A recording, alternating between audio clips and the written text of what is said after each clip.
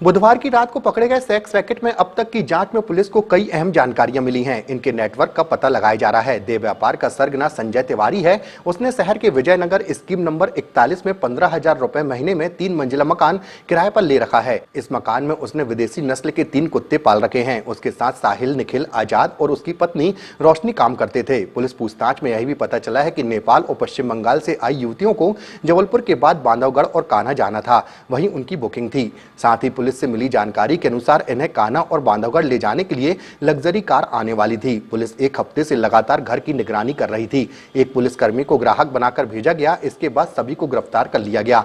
माड़ोताल थाना प्रभारी रीना पांडे शर्मा ने बताया कि हमें सूचना मिल रही थी कि विजयनगर स्कीम नंबर 41 के पास एक किराए के घर में सेक्स रैकेट चल रहा है। घर के आसपास सिविल यूनिफॉर्म में पुलिसकर्मी तैनात करके जांच की गई तो सूचना सही पाई गई। नेपाल, पश्चिम बंगाल, रायपुर, जौनपुर और दिल्ली से जबलपुर आई पांचों युवतियां महज 5वीं और 8वीं क्लास तक ही पढ़ी लिखी हैं। एक रात में ये युवतियां 5 से 8,000 रुपए चार्ज करती थी। 50% दलाल संजय तिवारी की गैंग रखती थी और देह व्यापार में पकड़ी गई पांचों युवतियां शादीशुदा हैं। अपने घरों से कुछ न कुछ बहाना बनाकर आया करती थी। रायपुर से जबलपुर आई युवती तो अपने घर वालों से यह कहकर आती थी कि वह नर्सिंग का कोर्स करने जा रही है। एक्चुअली में काफ़ी दिनों से सूचना मिल रही थी कि 41 नंबर स्कीम जो कि विजयनगर प्रिंस विराज होटल के सामने है, वहाँ पे EWS क्वार्टर्स हैं, उन्हीं के आसपास वेश्यावृत्ति संचालित की जा रही है।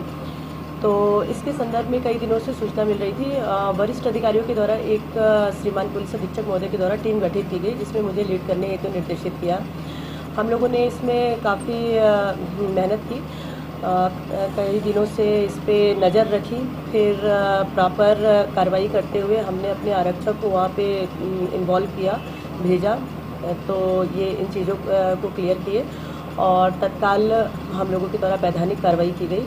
वहाँ पे एक 3 मंजिला क्वार्टर है जो कि अजय प्रजापति जी का है और निखिल पटेल और अभय उर्फ साहिल, ये लोग किराए से लेके वहाँ पे रह रहे थे और इस तरह की अवैध गतिविधियों को संचालन कर रहे थे।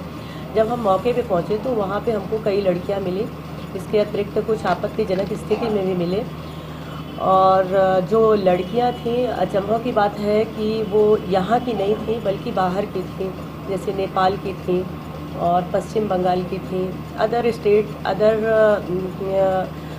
मतलब सभी अदर स्टेट की थी, बल्कि जो संचालक थी वो यहाँ की थी। तो उस पर हम लोग के द्वारा प्रॉपर वैधानिक कार्रवाई की गई है सीटा एक्ट के तहत।